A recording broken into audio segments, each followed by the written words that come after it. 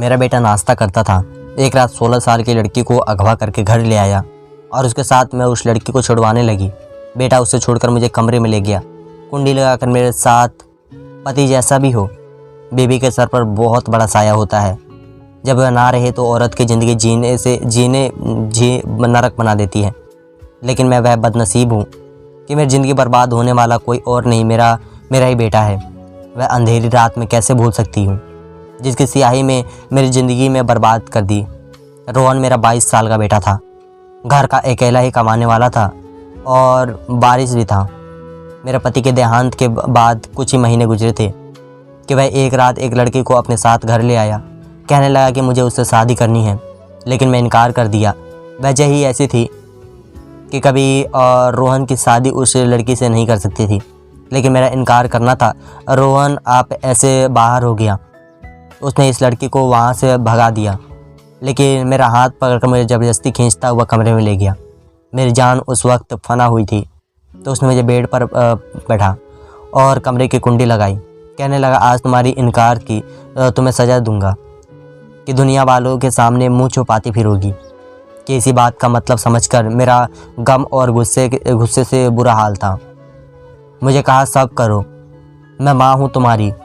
लेकिन उसने मेरी बात नहीं मानी और फिर मेरे साथ वह मंजर सुनकर आपके रोंगटे खड़े हो जाएंगे। रोहन मेरे पति की इकलौता औलाद थी, इसलिए मेरे पति ने इसके अब तक सारे लाड उठाए थे। इसलिए खुदगर्जी और बदतमीजी उसके रंग रंग में फुट फुट कर भरी थी। वह मुझसे कभी भी तमीज़ से बात नहीं करता। बचपन से ही मेरा पति उसे सिखाया था कि रोहन, तुम मेरी सारी ज़्यादा में अकेले वारिस हो। कच्ची दिमाग में बार बार सुनता था कि खुद बुद्धि उसके अंदर यह सब सारी खुदगर्जी के तौर पर आ जाती थी। रोहन के साथ भी कुछ ऐसा ही मसला था। वह पूरे घर में यूँ रहता जैसे वह मालिक है और मैं उसे नौकरानी। मुझे नहीं याद कि उसने कभी मुझे माँ कहकर कहा है हो। मेरा नाम निशा है और वह मुझे निशा भी कहकर पुकारता था। पहले जब उसने मुझे यह सब कहा पुकारा तो मुझे लगा शायद मेरा पति मुझे इस नाम से पुकारता है, तो इसलिए रोहन की ज़ुबान पर भी यही चढ़ गया है। मैंने फ़ौरन उसे ठीक ठाक कर दिया कि बेटा, तुम्हारी माँ हूँ, मुझे अब माँ कहा करो। लेकिन मैं 7 साल की उम्र में भी बहुत ही बदतमीजी की स्कूल था। कहने लगा कि नहीं, मैं तो तुम्हें निशा ही कहा कर पुकारूँगा। मुझे इसका लहजा बहुत बुरा और बदतमीजी सा लगा। मैंने एक थप्पड़ उसके मुंह पर मार दिया, लेकिन मैं नहीं जानती थी कि वह थप्पड़ मुझे इस कदर महंगा पड़ जाएगा। मेरे पति उस वक्त ऑफिस के लिए तैयार हो रहे थे और रोहन स्कूल के लिए तैयार हो चुका था। मैं उसे नाश्ता बनाकर देने लगी तो कहने लगा, मुझे तुम्हारे हाथ का नाश्ता नहीं पसंद। उसकी इस बदतमीजी पर मुझे भी गुस्सा आ गया। मैंने कहा, मुझे माँ कहा करो, मैं माँ हूँ तुम्हारी। वह कहने लगा, निशा हो तुम, और मैं तुम्हें हमेशा ही निशा कहकर पुकारूंगा। मुझे वह इस तरह गुस्सा आया, मैंने उससे मुंह पर थप्पड़ मार दिया, लेकिन मैं नहीं जानती थी कि इसका अंजाम मुझे महंगा कर देगा। वह रोने लगा। इस वक्त मेरा पति कमरे से बाहर निकला। रोहन से रोने की वजह पूछने लगा तो हमने मेरी तरफ इशारा किया।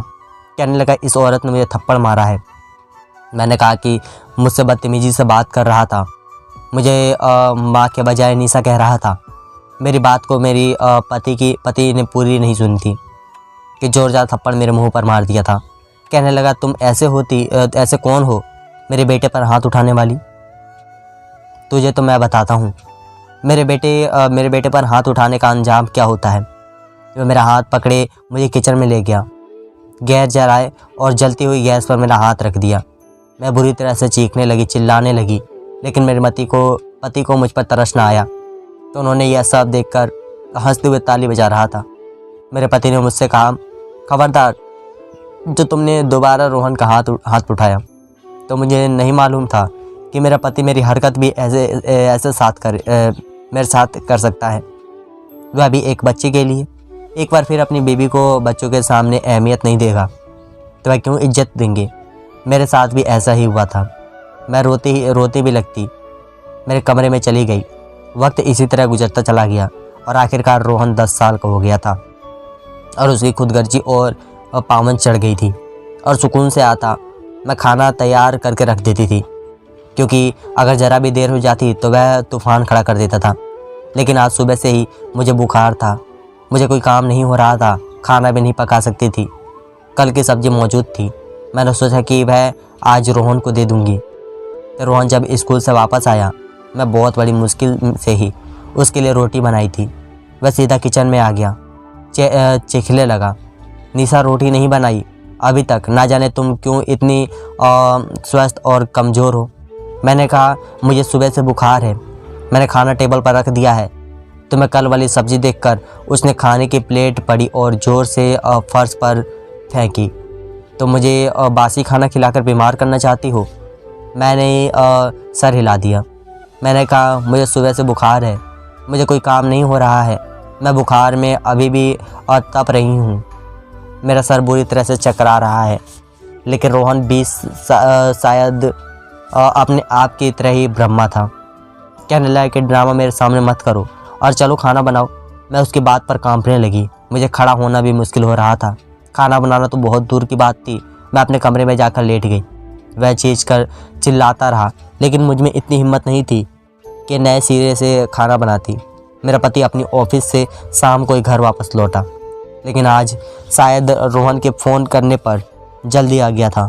मैं उसी वक्त बुखार में बेशक पड़ी सो रही थी कि जब आया और मेरे बाल पकड़कर झटके से मुझे उठाकर बैठा दिया। कहने लगा, बदतमीज़ औरत, तुझे मैं इसलिए शादी करके नहीं लाया कि तू मेरे बच्चों को भूखा रखेगी। यह कहकर वह मुझे बालों से पकड़कर किचन में ले गया। मेरा तो बुखार से बुरा हाल था, अच्छा सर चकरा रहा था। मैं भी घसीटते हुए पति के साथ चली गई और बड़ी मुश्किल से बोली कि मुझे बहुत तेज़ बुखार है, मुझे तो चला भी नहीं जा रहा है, मैंने खाना भी नहीं खाया। मगर रोहन ने मैं सिर्फ इतना ही बोल पाई थी, क्योंकि मेरे पति ने मुझे और बोलने का मौका ही नहीं दिया था। और फिर गर्म तवे पर मेरा हाथ रखकर चेहरे पर एक के बाद एक थप्पड़ मारने लगा। मैं दर्द से दिल मिठा उठी थी। बुखार तो पहले था, अब दर्द से तेज पूरे बदन में फैल चुकी थी। मगर जब पति ने मुझ पर हाथ उठाया तो 10 की 30 मेरे पूरे बदन में दर्द करने लगे। तो मैं सीख मारकर बेहोश हो गई थी। उसके बाद पति कितनी ही देर मुझे मारता रहा, मुझे कुछ याद ना रहा। आंख खुली तो मेरा कि यूं ही किचन में फर्श पर पड़ी हुई थी। मेरा हाथ जले हुए था और मेरे बाल बिखरे हुए पड़े थे। पूरा वजूद दर्द कर रहा था। बुखार अभी भी था। अगर उसके बावजूद से सकती वह उठकर पीछे दरवाजे से टेक लगाए बैठ गई। रात को न जाने कौन सा वक्त था, तभी मुझे किसी के कदमों की आवाज़ सुनाई दी। रोहन चलता हुआ किचन की तरफ आया था और आकर मेरे सामने एक अजीब सी मुस्कुराहट में जाकर कहने लगा, जब नौकर मालिक की बात न माने तो यही अंजाम होता है। मुझे रोहन ने उस दिन से बहुत ही ज़्यादा नफ़रत हो गई थी, मगर उसके बावजूद में कुछ भी नहीं कह सकती थी, क्योंकि वह इस घर का मालिक था। यही सब मैं वह सुनता रहा था। उसने भी अपनी माँ की ज़रा भी इज्जत ना रखी थी। पति ने अपने अगले कई दिनों तक कोई बात ना की और ना ही मुझे दवा ला कर दी। मैं घरेलू हूँ, अपनी तबीयत ठीक करने लगी। उसके बाद जैसे ही हालत चाहे मर भी रही हूँ, तो मैं रोहन की बात को कभी खाली नहीं जाने दिया करती थी। इसके लिए ताज़ा खाना बनाया करती और उसको हर जिनको खामोश साह करती, मगर उसके बावजूद उसका रवैया दिन ब दिन बिगड़ता ही चला जा रहा था।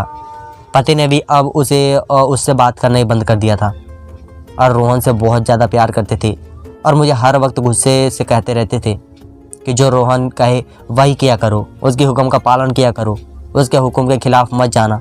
मेरी अब यही कोशिश होती थी कि बाप बेटे की शिकायत का मौका ना दूँ। मेरी सारी हरकत जो जैसे दिल में दफन हो चुकी थी। रोहन 12 साल का हो चुका था और अब समझदार था, मगर उसकी नफ़रत और बदतमीजी तो जैसे आसमान पर पहुंच चुकी थी। वह मुझे कभी भी तमीज़ से बुला ही नहीं सकता था।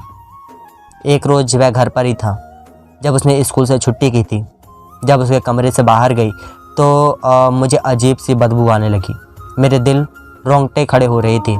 मैं एक झटके से जब दरवाज़ा खोला तो अंदर रोहन बैठा था और उसके हाथ में एक सिगरेट भी थी। वह भी बेफिक्र होकर सिगरेट के कष्ट लगा रहा था। मेरे तो पैरों के नीचे ज़मीन ही खिसल चुकी थी।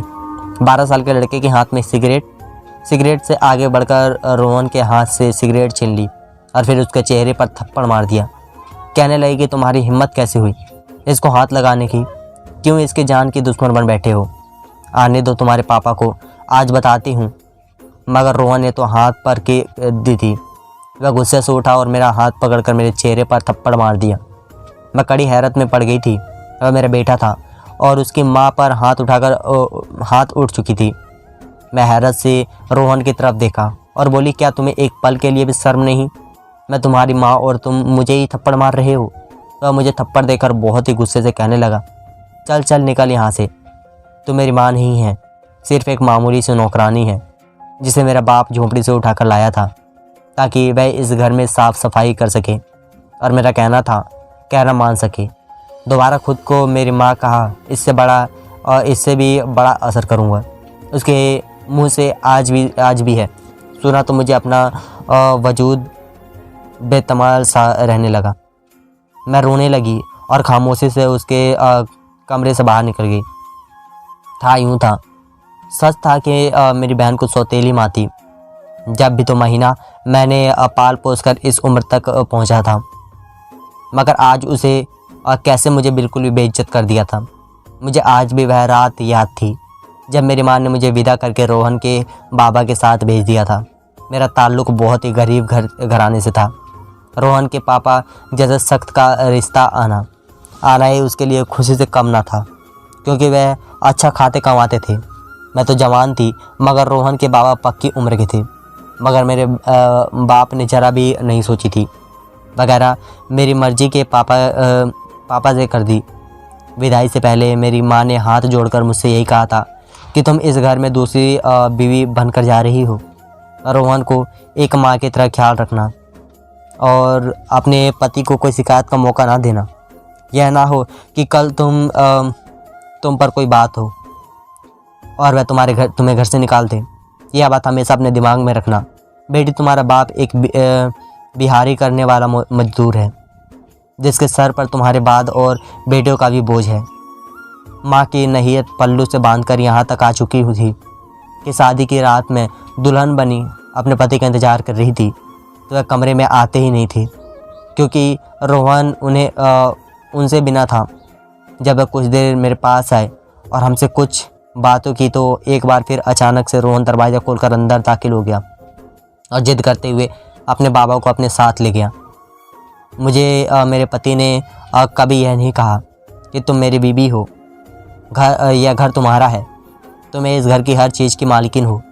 उसने कहा यह घर और मेरा सब कुछ रोहन का है, बस यह घर का मालिक है। आज इस मालिक ने मुझे अपने असली मैरिज याद दिला दिया था।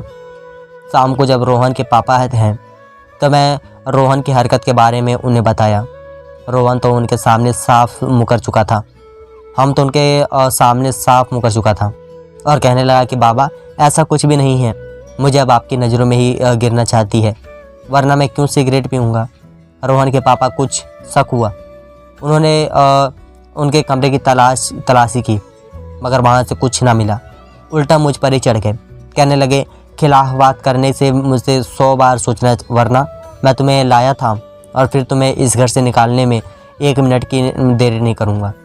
मैं तो डर के मारे हैरान हो चुकी थी। आखिर करती भी क्या? रोहन को उसके हाल पर छोड़ देती तो और बर्बाद हो जाता। यह सब देखकर कभी खामोश रहना पड़ा। यूं ही तेज़ी से गुजरता गया वक्त और रोहन बड़ा होता गया। वह तो मुझे तू कहकर ही बुलाया करता था और कभी कभी तो नौकरानी भी कहकर मुझे अपने सारे काम करवाता था। मैं तो बस नौकरानी बनकर ही रह चुकी थी। लेकिन एक दिन रब ने मेरी सुन ली। रोहन 16 साल का था कि जब मैं 19 से हो गई थी। उसी दिन तो मेरी खुशी आगर हो जाता तो शायद मेरे पति के दिल में मेरी भी अहमियत बढ़ जाती। यह सोचकर मैं खुश हो गई थी। यह खबर सुनकर मेरे पति भी खुश था। उसका रवैया मुझे अच्छा हो गया था। लेकिन यह बात रोहन ने बर्दाश्त नहीं की। बैठा था लेकिन मैं परवाह नहीं किया। इस कदर चलता है, मैंने डॉक्टर ने अब बेड रेस्ट का मशवरा देकर गए थे, लेकिन फिर भी मैं खाना खुद ही बनाती थी। मैं दोपहर की उठती तो सोचती कि रात के लिए खाना बना लूं, लेकिन जैसे ही मैं किचन में दाखिल हुई तो बुरी तरह से मेरा पैर फिसला था और अगले ही मुंह के बल बहुत ज़ोर से गिरी थी, क्योंकि किचन में सिर्फ वाला पानी गिराया गया था। मेरे पेट से बहुत दर्द होने लगा था। मैं चिल्लाने लगी ख़त्म कर दिया। यह सब कुछ सिर्फ मेरा है और किसी और को कुछ भी नहीं दे सकता हूँ। मैं रात तक वहीं रोटी तड़पती रही, लेकिन रोहन घर से बाहर चला गया। जब पति घर पर आया तो मुझे देखकर डॉक्टर के पास ले गया। मेरा बच्चा ख़त्म हो चुका था। मैं बहुत रोई, लेकिन उसका इल्ज़ाम भी पति ने मुझ पर डाल दिया कि किचन में धोने की कोशिश की तो मैं गिर गई थी। बात भी रोहन ने वो नहीं बताई थी। रोहन अब 19 साल का हो चुका था और उसकी आदतें भी ख़राब हो चुकी थी। शिकायत आना शुरू हो गई, मगर रोहन के पापा को तो उस पर अंधा भरोसा था। मेरे पति की मौत हो गई, उनका सर पर था और खुद को सुरक्षित समझती थी।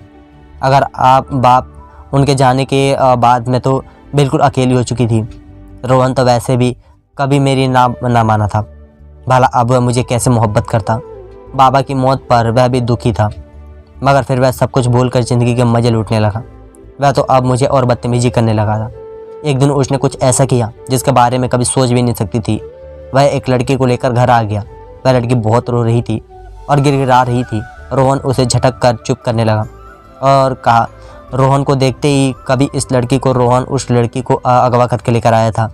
वह रोते हुए मुझसे कहने लगी कि आंटी मुझे बचा लीजिए, रोहन मुझे मार देगा। वह ज़बरदस्ती मुझे शादी करना चाहता है।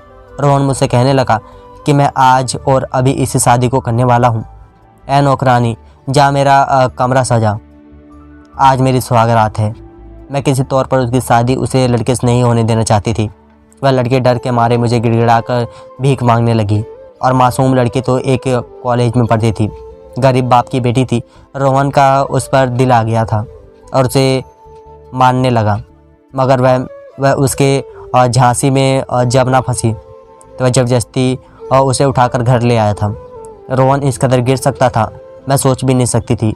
उस लड़की को रोहन से छुड़वाकर अपने पास ले आई और उसे गुस्से से कहने लगी कि मैं तुम्हें इस लड़की से साथ शादी हरगिज़ नहीं करने दूंगी।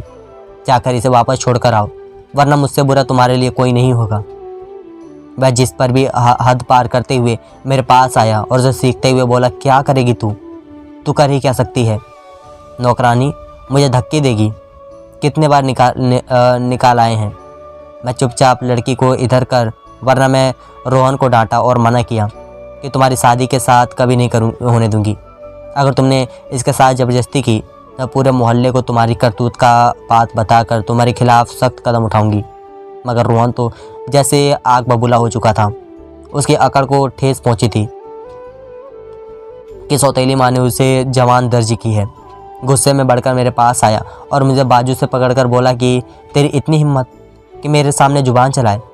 आखिर मुझे इतनी इजाज़त थी किसने की कि मेरे सामने खड़ी होकर इस कदर बोल सके। आज मैं तेरा वह हस्न करूँगा कि दुनिया जैसी तेरी औरतें याद रखेंगी। मैं तो डर के मारे इसको देखने लगी थी। इसको पहले कुछ और कहना। रोहन मुझे पकड़कर कमरे में ले गया और बेड पर पटक दिया और हैरत से बचने के रोहत को देखती रहती थी। आखिर यह करने ही वाला क्या था? दिमाग घूम रहा था। मैं काँप चुकी थी। आखिर वह ऐसी भी सोच सकता था। मैं गुस्से से उसकी तरफ देखने लगी और एक तेज थप्पड़ पूरी जान के साथ उसके चेहरे पर दे मारा। वह बिलखता हुआ मैं उसके चेहरे पर थूक कर बोली कि शर्म कर, मैं माँ का दर्जा रखती हूँ। मैं तुम्हारे लिए अंधे मत बन।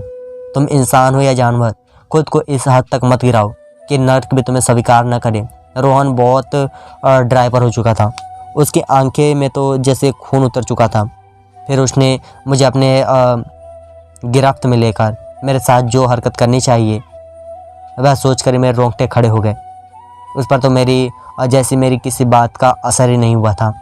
मैं सौतेली माँ सही, मगर उसकी माँ थी और उसके मरे हुए बाप की बीवी थी। मैंने उसे खुद से दूर किया, मगर वह तो मुझ पर बहुत ज़्यादा जिम करना चाहता था। उसने मुझे दोबारा बिस्तर पर पटक दिया और बोला, से दबोच कर गालियाँ बकता हुआ मुझसे ज़बरदस्ती करने लगा।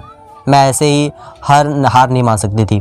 रोहन जैसे दरिंदे लड़के को आज मैं सबक सिखाना चाहती थी। मैंने फ़ौरन से साइड टेबल पर मौजूद कांच पर घमटा उठाया और रोहन के सर पर दे मारा। मैंने उसे रोहन के सर पर कई बार मारा। रोहन गिरकर तड़पने लगा।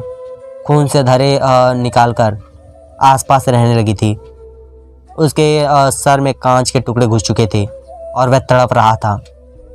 मैं आपकी कोई रोहन की देख रही थी और आखिर बाद उसके सर पर दोबारा गमला पटकते हुए बोली कि तू है, तेरे पर, तुम तो, और जैसे तुम पर, तुम तो नासूर हो जिसे पैदा होते ही मर जाना चाहिए था। तो इंसान नहीं, सबोला है जिसे दुनिया जहाँ भी इज्जत और मोहब्बत देकर तुझे भी देख ली। इसके बावजूद वह अपने ही पालने वाले और डांटना नहीं छोड़ना। रोहन ज़मीन पर गिरा तड़प रहा था और मदद मांग रहा था, मगर वहीं ज़मीन पर सहन कर गिरी रो रही थी। रोहन की अब से लेकर बचपन की सारी यादें और बातचीत मेरे दिमाग में किसी फिल्म की तरह चलने लगी थी। मैंने एक नज़र अपनी वजूद पर डाली। बिखरे बाल और जगह जगह के फट चुके थे। मैंने घिन से आई थी रोहन से वह तड़पकर आप भी हरकत हो चुका था। वह खून भरकर मुझ तक आया, मगर मैं यूं ही बुद्धि बनी बैठी रही, उसे देखती रही। रोहन मर चुका था। मैं उसे मारना तो नहीं चाहती थी, पर आज इसके अंदर के जानवर ने उसे मार दिया था। धन्यवाद दोस्तों।